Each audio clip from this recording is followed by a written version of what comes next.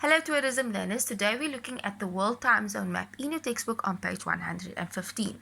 Yesterday we spoke about how to calculate the time zones and by looking at the time zone map and working from the universal time coordinate.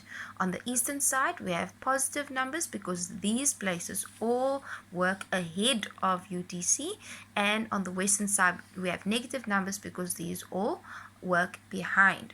So for example, a place like South Africa, we work with Johannesburg, we have +2, UTC +2, which means we are 2 hours ahead of the universal time coordinate. Whereas a place such as Canada, we see it corresponds with -7, which means that they are 7 hours behind the universal time coordinate.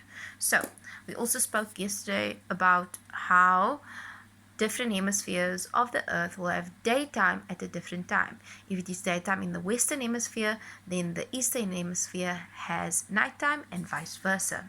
So all of this is important for you to know when calculating time zones, because it's going to affect the travel time when people travel across time zones. So let's start with a simple calculation. If Aisha lives in Johannesburg and wants to phone a friend in Japan, Tokyo, what time will it be when Bianca picks up the phone if Aisha decides to phone at 9 o'clock in the morning South African time? So the first thing we're going to do is we're going to work out the time zone difference. So we draw the UTC and we see that both of them are actually falling on the eastern side of the UTC. Johannesburg will be +2 and Tokyo will be +9. So if we draw a line between the two places, between the two cities, we see that we have a minus sign because it doesn't intersect the UTC. So that means that we need to subtract the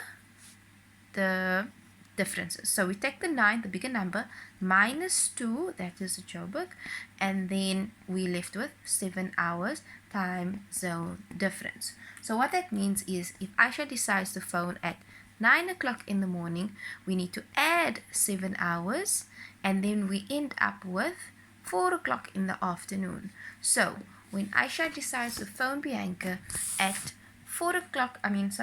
if Aisha decides to phone Bianca at 9 o'clock in the morning in South African time, it will be 4 o'clock for Bianca in Tokyo when she answers the call.